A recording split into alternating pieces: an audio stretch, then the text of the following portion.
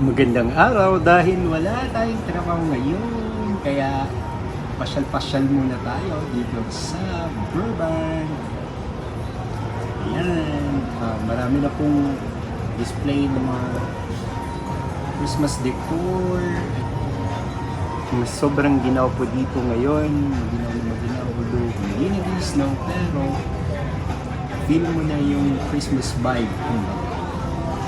So, nag-window shopping tayo kasi wala tayong pang shopping. Pero, masaya po, masarap maglaan. Fresh ang hangin, saka relax lang. Kaya, I have to make the most of it. Ingat po kayo!